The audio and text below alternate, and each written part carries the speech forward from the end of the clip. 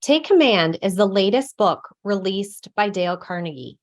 The book features leadership stories from our podcast guests, as well as young up-and-coming professionals. Published by Simon & Schuster, Take Command is co-authored by Joe Hart and Michael Crom. Visit takecommand.com for more details and to buy the book. Remember to subscribe and review our podcast on your favorite listening platform. Now, to our latest episode.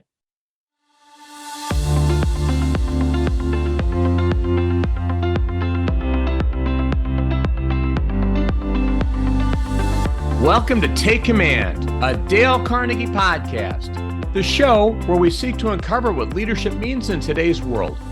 I'm Joe Hart, CEO of Dale Carnegie, and we will be talking to diverse leaders with stories to tell across various industries to help unlock your potential for success. We will be sharing real-life insights into leadership, which in turn can help spark the next level of your growth as a leader. Today's guest is a sought-after speaker, panelist, and moderator, frequently quoted by respected media outlets like Bloomberg, CNBC, The Washington Post, and CNN. She boasts a rich career history encompassing roles as Chief Diversity Officer and Vice President of Inclusion Strategies for Expedia and Senior Vice President for Organization People at Paramount Pictures. Recognized for her outstanding contributions, she has received notable awards such as the LA Lakers Comerica Women in Business Award and the National Black MBA Association Outstanding MBA of the Year Award, among many others. She most recently led initiatives to discover, nurture, and empower diverse voices at Pixar Animation Studios. Please welcome Britta Wilson. Britta, great to see you. Welcome to the Dale Carnegie Take Command podcast. Thank you so much. Thank you, Joe, for having me. I'm excited to be here. I'm excited to have you here. I mean, you have had a really incredible career. You have been a leader at certainly many, many prominent companies, Expedia, Paramount, and Hewitt, Pepsi, now at Pixar. Tell us a little bit about your story, about what led you in your career and how you ended up at Pixar. It's probably counter to everything that we tell leaders in training now, which is, be planful and thoughtful and take the next opportunity. I think for me, I have somewhat of a short attention span, and I think that has fueled my career in a lot of ways. I like to work myself out of jobs. And so I started my career, actually, I'm going to go back a little further than some of the companies that you've outlined, but I went to UCLA and I graduated from UCLA a handful of years ago. As I was graduating, I was going to go to law school, I thought, and discovered that I was waitlisted. I didn't get into the law school that I wanted to. And I ended up, as luck would have it, having this incredible opportunity at a publishing company. The name of the publishing company was Access Press. They were publishing travel guides and city guides to a number of different metropolitan cities across the globe. But most importantly, they had received the award to publish the visitor's guide for the LA Olympics. And so it was this incredible opportunity, an entrepreneurial environment, a creative environment. The company was founded by a guy who later went on to found TED.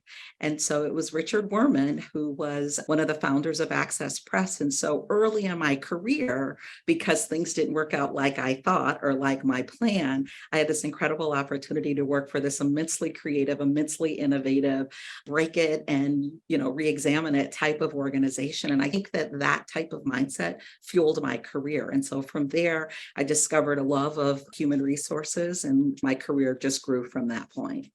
It's interesting, though, isn't it? When you look back at your career, some of the things that you might suspect least would be the ones that would have the impact. It sounds like Access Publishing wasn't your first thought in terms of where to go. Not at all. I mean, I literally thought I was going to law school and didn't get into law schools that I wanted to go, and thought, well, with encouragement from my mom, well, you're not going to sit around here forever. You got to find a job. And went to the Career Planning and Placement Center at UCLA, and this incredible opportunity. And so I was exposed to creative development. I was exposed to sales, finance. I mean, just this incredible opportunity that I would have never imagined possible and could not have planned for. And so I think that if I look at my career, Joe, I would say that being open to things that I didn't plan for or I didn't expect has really been the catalyst. It has really been the enabler. It's incredible how that happens sometimes because, we often look at someone like you and we say, Britta's been very successful. You think it's linear, but it's not always linear, right? I mean, so you must have been disappointed. You didn't get into law school. How have you dealt with the disappointments and how have you maintained that spirit of openness to different things as they present themselves?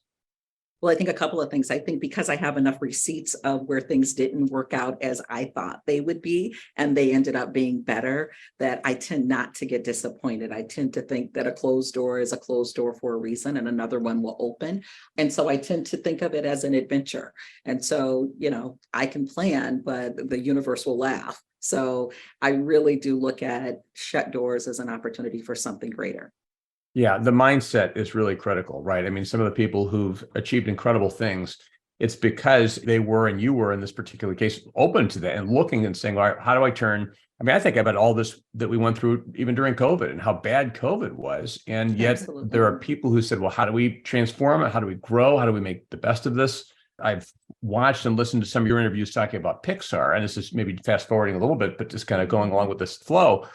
You've got this incredibly creative company where people are working together, and then you've got COVID and people can't work together. How did you maneuver that? How did the company adapt to that change with kind of an open, agile mindset?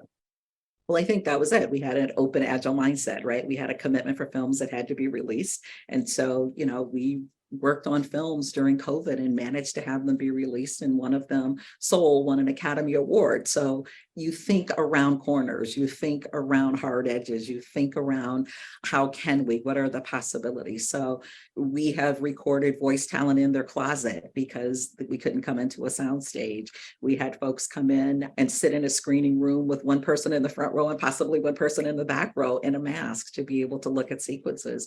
And so I think the key is just to really have that open, agile, possibility type thinking mindset and allow yourself to move in that direction versus being buffered by the, oh, we can't because we haven't done that before.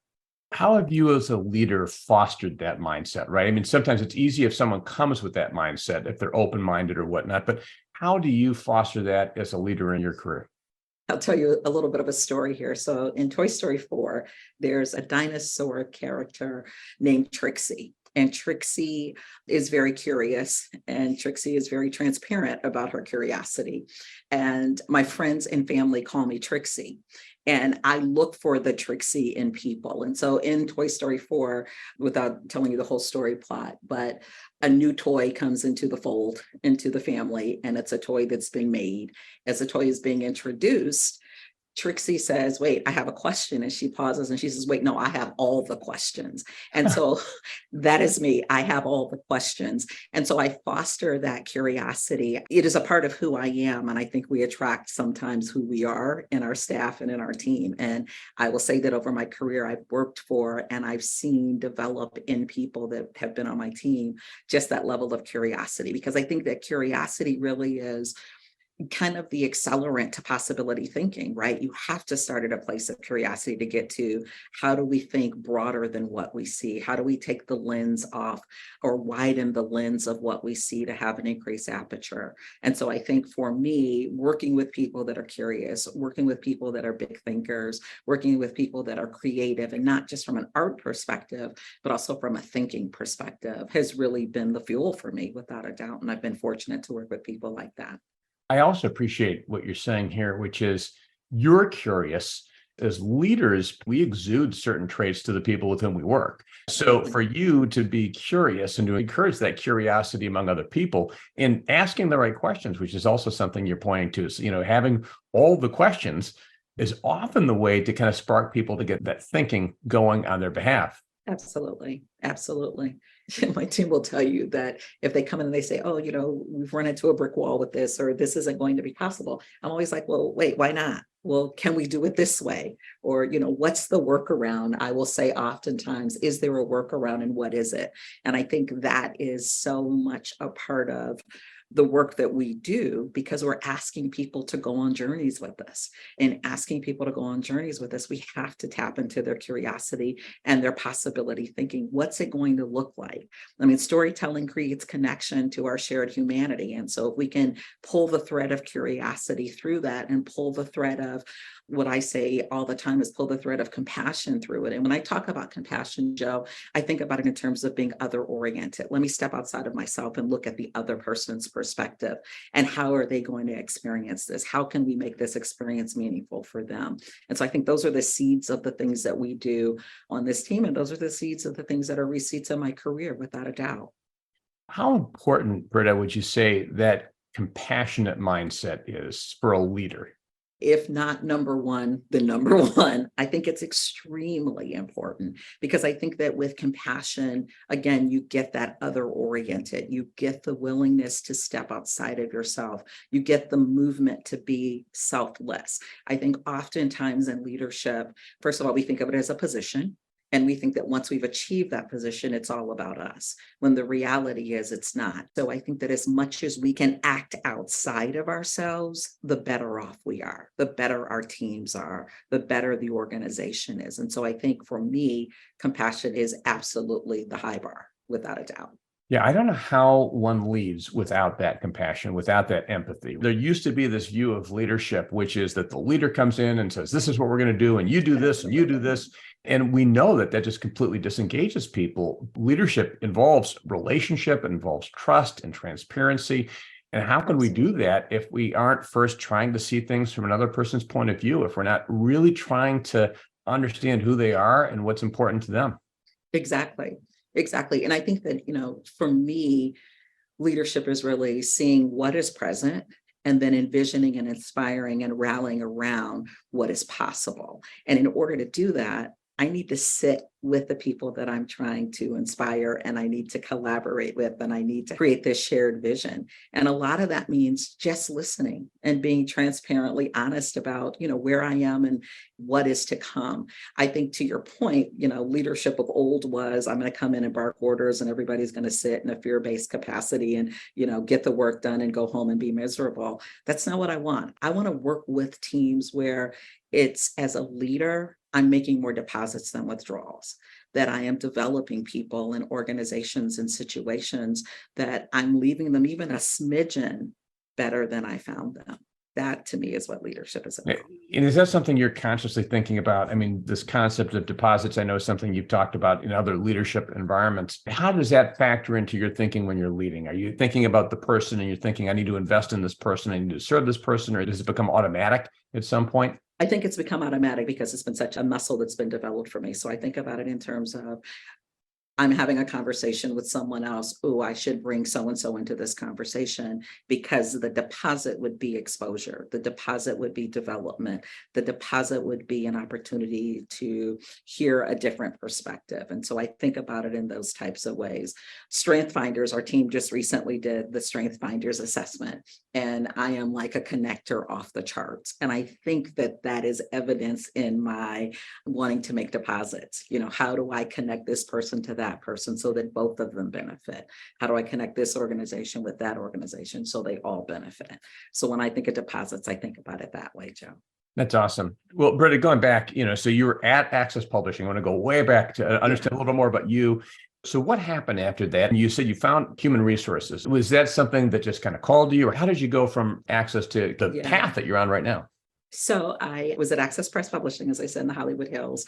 Again, a small company, but what we discovered is that the people that I would hire or the training that I would do seemed to have a little bit more stickiness. And so several of the leaders were like, wait, you should go into HR. And me being fresh out of school said, what is HR? Didn't have a clue as to what it was. Then had an opportunity to be mentored by a number of people in the space. And it really, again, opened my experience and my thought process around it. Access Press relocated to New York. I wanted to stay in Southern California at the time. And so I went, on the search for a job in HR. One of my early jobs in HR was with the Walt Disney Company at Walt Disney Imagineering as a manager of professional staffing. And I was intrigued by recruiting because I will admit I'm slightly competitive sometimes. And recruiting is very much quantifiable. You have X number of, requisitions, a budget to fill, and a time to fill. And so I started my career at Walt Disney Imagineering in the recruiting capacity, and with success in that role, found my career starting to grow and blossom. That's really kind of what set me in the HR path.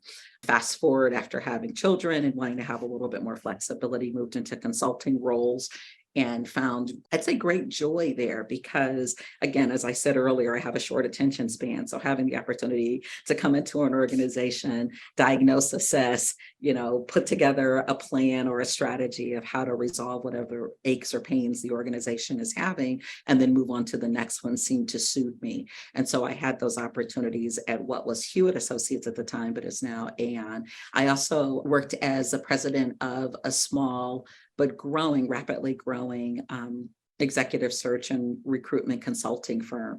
I had said early in my career, I want to be president of something someday, and the opportunity presented itself. And I was a president of a very successful contract recruiting and executive search and recruiting research firm in LA. You said earlier that, we tend to think of our career as linear. We also tend to think of our career as hierarchical. Like, we have to go from this level to the next level to the next level. I tend to think of my career more of a jungle gym, if you think about that equipment on the playground. Whereas, maybe I'm going to go left laterally for a minute, or maybe I'm going to step back into a different role because it'll expand my experiences. And then maybe that's what propels me to go up 2 levels. And so that's kind of how I viewed my career, returned back into entertainment at Paramount Pictures, decided that as I was going to plan for my career beyond the corporate construct, I wanted to get a doctorate. So I left Paramount and went back into consulting, got a doctorate, and then started working at Expedia as their Chief Diversity and Inclusion Officer. And then that led me here to Pixar. Which is what you're doing right now, Vice President of Inclusion and Outreach, which is, when we look at culture and how important it is for people to feel connected to a culture, inclusion and outreach are clearly a critical part of that. You've got me thinking, I'm stuck in the jungle gym. I do think a lot of times people do think of their careers as just, do I want to take a step backward, so to speak? Like you get a title of a certain level. I've got friends who've had a higher level title. They've taken a different title. So you take a couple steps back to go forward. When you think about the jungle gym, was the idea for you that you're going to be less concerned about title and more concerned about, say, impact or longer term opportunity? I mean, how would you encourage our listeners to be thinking about their careers? I mean, again, thinking about your openness and curiosity as well. What advice? Yeah, I think for me, what I've always looked for is the opportunity. What's the opportunity to impact? What's the opportunity to learn and grow? And so if that meant a title that was slightly less than a prior title, then that was fine with me. I wasn't necessarily looking to regress completely, but I was looking for, how do I use these experiences to propel and accelerate wherever it is I think I'm going, right? And so I would be willing to do something a little different, or to work in a smaller organization. I think that there are a lot of times, particularly in my generation, the myth of you have to work for the large corporation only. And I've been fortunate that I've had those experiences, and certainly no shade to them. But I think that you can also have very enriching, fulfilling, and impactful experiences in entrepreneurial organizations or mid-sized organizations or, family companies. And so I think the key is finding out what works best for you and what will help you equip yourself with the skills and the tools that you need for broader impact down the line, and not just think of, what am I doing today? And that's it. Yeah, we can find ourselves very easily sometimes almost pursuing somebody else's career if we're not careful, right? So we'd say, all right, what should I be? I had this conversation with someone who's much younger than me about, well, I look at other people and they're here, so I should be here. And you get into this comparison trap and so forth. But what I really appreciate what you're saying is, you look at where you are, what can I contribute? What can I get out of this? How can I grow here? Where can I have impact? And that might lead to a number of different places, but it's that kind of openness and just kind of really looking for, where's the best opportunity for me at a particular point in time. Absolutely. Absolutely. And look, nothing's permanent. I tell this to my kids and my family, like, nothing's permanent. You can decide, what, that wasn't the right move for me, or I'm going to do this for a set period of time and see where it takes you. But again, it's back to being open to the journey and where the journey takes you. So Britta, talking about the journey and thinking about kind of the journey you've been on, what are some of the challenges you've seen that you've overcome? If you think back either to a very difficult situation, because certainly many of our audience are facing tough challenges in their careers, things that they might be afraid of. When was a time that you felt a setback, and how did you overcome that? Depends on the size of the setback. I think that all journey is fraught with speed bumps and setbacks. And so I think for me, it has been, how have I considered that setback? There were times when I've worked on big projects that I thought were going to be immensely successful and they didn't achieve the result that I thought. And so, you've poured your blood, sweat, and tears on your life and sacrificed everything for this to happen. And then for whatever reason, it doesn't. Yeah, there's a moment of pause and you lick your wounds. But again, I tend to step back and go, okay, so it didn't go like I thought it would. What can I glean from that? And what can I extract and apply going forward? And that's typically how I've considered it when I've had those disappointments in my career or even in my life. What can I glean from it? What can I learn from it? And how do I move forward? Not just sit and wallow in it. Don't marinate in that, right? Because it could That's just right. take you right down. The reality is, even how we define the term setback, we perceive something, we define something, we call it a setback, we might feel a certain way about it. But when the mind view that you're expressing is, hey, what can I learn from this? Really, there are no setbacks. If I'm learning from something and I'm growing and getting better, something bad happens, I've learned from it, I've adapted, I've gotten better. So, again, going back to what you were saying originally about mindset, I'm curious, just switching gears for a second, as the Vice President of Inclusion and Outreach at Pixar, what would you say some of the strategies you've employed to make people feel included? How do you really create a level of inclusion and psychological safety where people feel comfortable speaking up, they feel they're in a welcome environment? What are some strategies or things you've done to make that happen? So one of the stories that I share often is when I joined Pixar 6 years ago, I came in, I had been an experienced chief diversity officer and an experienced, talent leader. I came in, as I often do, with a blank sheet of paper. I assume nothing. I literally tell people, I know nothing, so I need you to help me color in the lines. And so I started here and I spent time doing a listening tour. During that listening tour, I said to people, tell me what I need to know about the culture. You've been here, you've experienced it. Tell me what I need to know about the culture. And from that, I can extract what I need, I think, to be able to do this role. Part of the reason for doing that, Joe, is that what we know from research is that we shift cultures by having shared language and shared learning experiences. And so I put myself in the learning mode to be able to understand where we were as a culture and to understand where people wanted us to be. What was that envisioned future? What was that inspired next stage of the culture? Once I completed that process, I hosted the first, what we call the Learning Day. And it was a day that we set aside in the studio. It's now called the Inclusion Summit, but it is an intentionally set aside day at the studio where we invest in our individual and our collective learning. Because it's easier to talk about a thing that's hard if we're talking about the thing together and we're looking at the thing, right? Or we're having a shared, remember when so-and-so taught us that. And so we use the Inclusion Summit as a way to create the safety to talk about topics that are difficult, to share experiences that maybe we didn't feel like we could share. And that levels the playing field. So it doesn't matter if you sit on the ET or you work in the cafe. Coupled with that, or concomitant with that, at Pixar, one of the things that was initially very attractive to me and continues to be is that we believe that everybody participates in the filmmaking process. And so there's a level of egalitarianism there. And so building the summit with that as a cornerstone has really helped us start to make adjustments to the culture where there is a greater sense of belonging, where there is a greater sense of inclusion. And so that's kind of the building blocks for us. Those are some of the building blocks for us. Well, it's nice too, because they are walking the talk at Pixar, right? So sometimes people will talk about a certain thing. There was a great HBR article about Pixar many years ago that talked about Ed Catmull, who was the president at the time.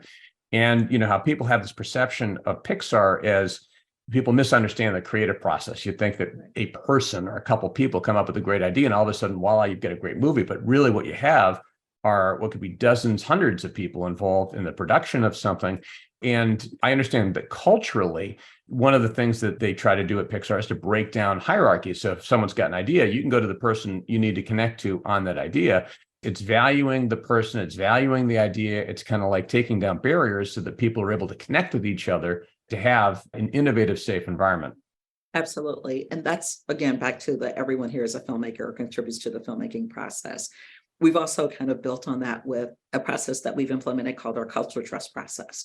So a culture trust is a way for us to reinforce and provide scaffolding to our filmmakers to ensure that any element of the film that might be outside of their own identity or experience is represented authentically and thoughtfully.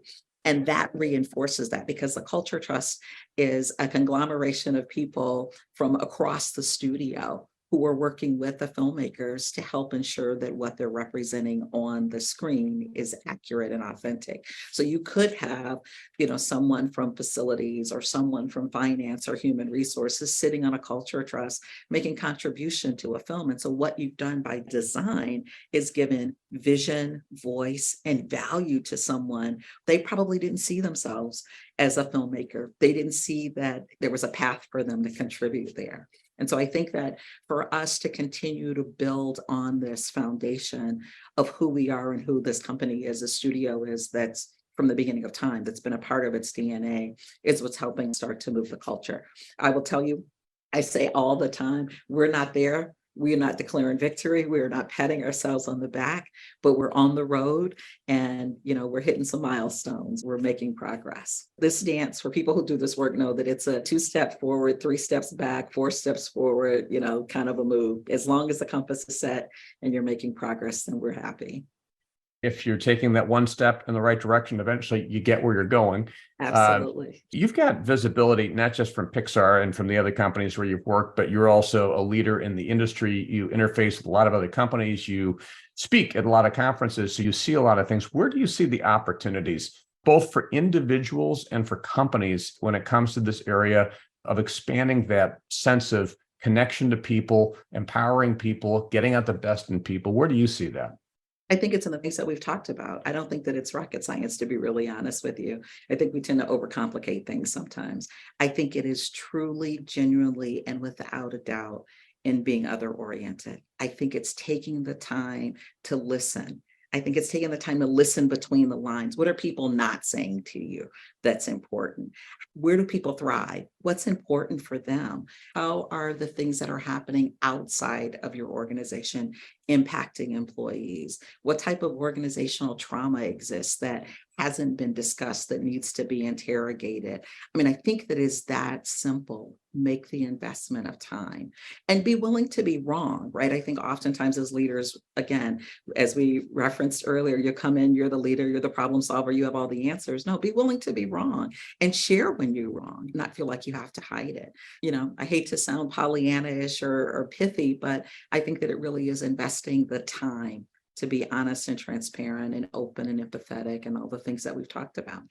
Yeah, I don't think it's Pollyannish at all. It's funny. I mean, within Dale Carnegie, a lot of the things you talk about are things that we teach. If you're wrong, admit it quickly and emphatically, and let the other person do a great deal of talking, and give honest and sincere appreciation. And we often say, you made the point, this isn't rocket science, and you're right. It's kind of like it's common knowledge. It's just not always common practice. At the end of the day, people really do these things? And I think that's the opportunity for all of us individually. Sometimes people will say, well, I'm not a CEO, or I'm not a VP, or I'm not. Every single one of us, this is just the way we conduct ourselves. If we live our lives in a way that does those things, we're going to have better relationships. We're going to be higher performing in our teams. We're going to create cultures that are more effective. So I really appreciate the fact that you're breaking this down and saying, hey, you know what? This isn't like we've got lab coats on or something like that, right? Absolutely. Absolutely. I've alluded to it before. I think that people think, oh, you have to have a title to be a leader. I don't think that. One of the best pieces of advice that I was ever given, the person said to me that we all have capacity to lead, and we also have the responsibility to lead.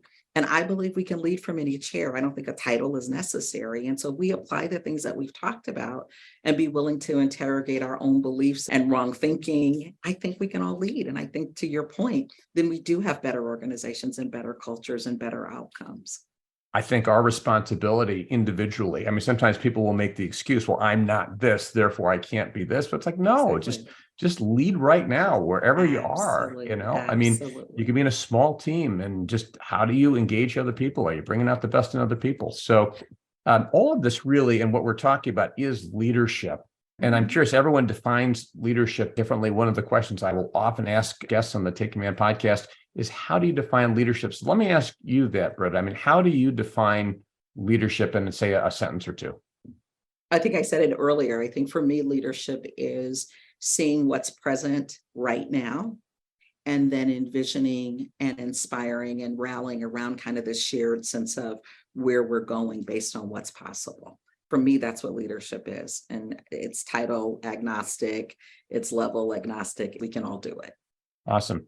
Britta, you and I have talked about a crisis in leadership. And certainly as we look around the corporate world, the political world, and so forth, it would seem that that's true. But talk about what you're seeing and what your thoughts are around that and what some of the reasons are for that crisis in leadership.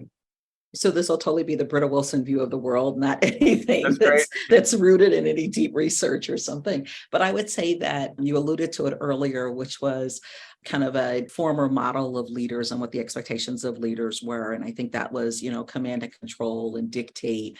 And I think that there's residue of that leadership mindset that still exists. And I think that as we're facing new challenges and new opportunities, and the world is, smaller and technology is changing quickly, those mental models no longer serve us. And so I think as quickly and as adroitly as leaders can reimagine themselves as leaders and reimagine what the leadership proposition is, the sooner that crisis will potentially be mitigated. But as long as we stay, flat-footed and toes pointed towards the past, I think we'll continue to see this crisis.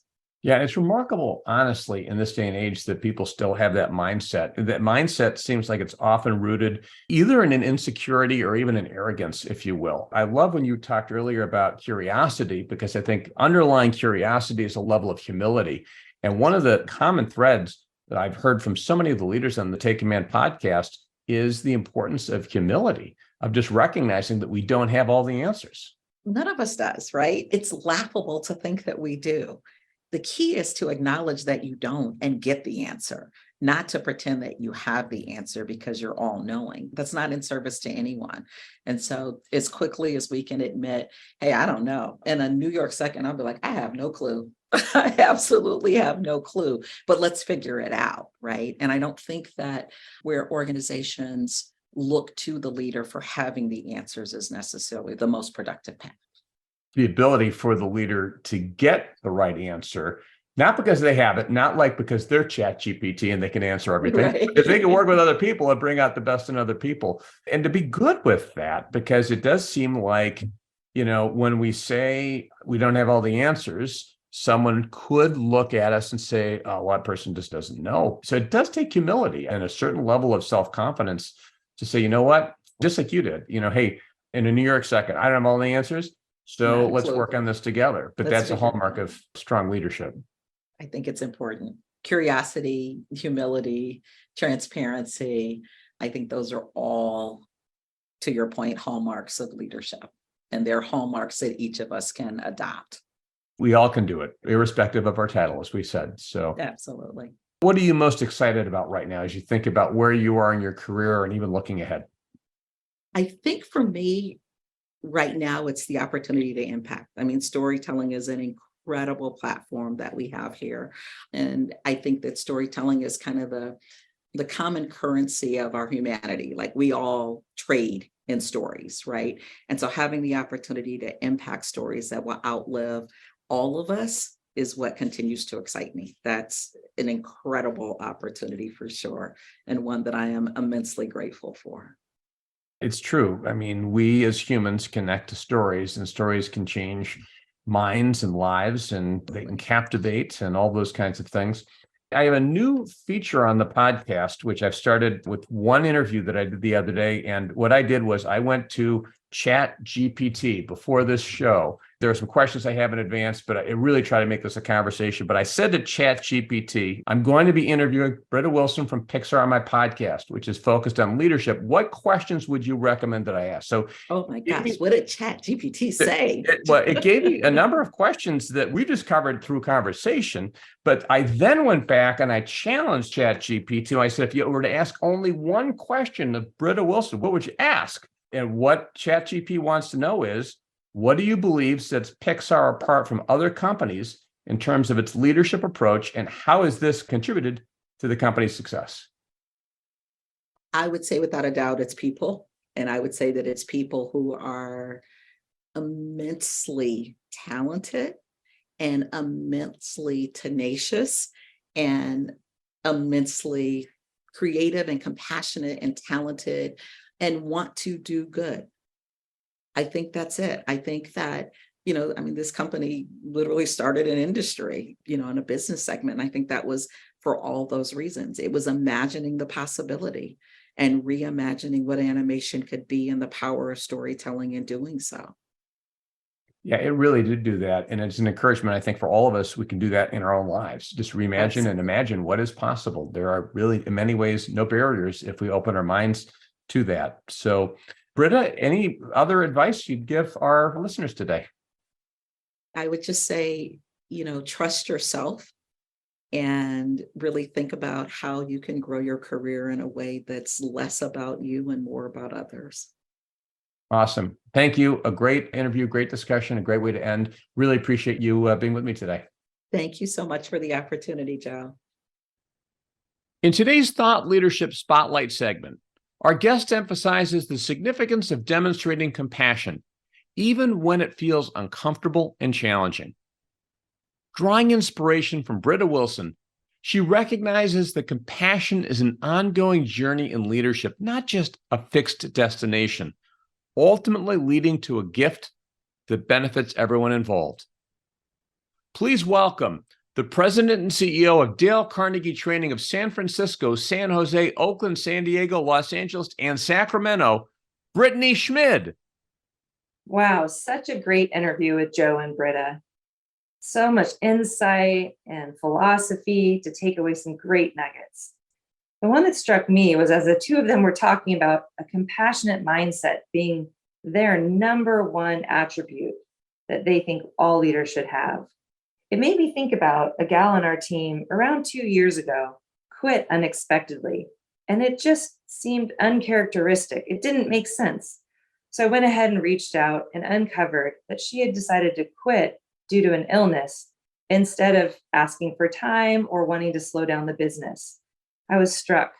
Her thought process was so thoughtful, obviously, of the business, but not at all what the business wanted, not at all what I wanted.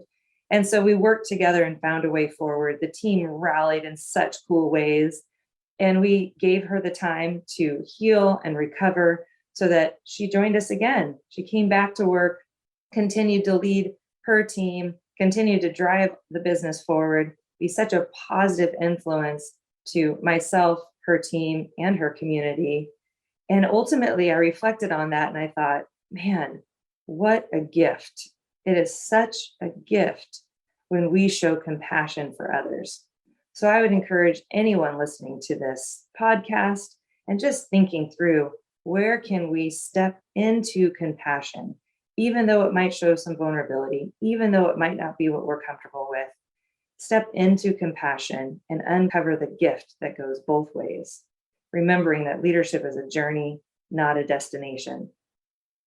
Join us and order a copy of Take Command in hardcover, ebook, or audiobook format at your favorite bookseller or at takecommandbook.io. Also, you can visit takecommand.com for more information about the book and additional resources. I hope you enjoyed this edition of Take Command, a Dale Carnegie podcast. Check out our resources page at www.dalecarnegie.com for more research, insight, and tools that will support your success in taking command of your leadership potential. If you enjoyed this episode, please consider rating it and subscribing to us on iTunes, Spotify, Stitcher, or wherever you get your podcasts. As always, thank you for listening, and we look forward to you joining us for the next episode of Take Command, a Dale Carnegie podcast.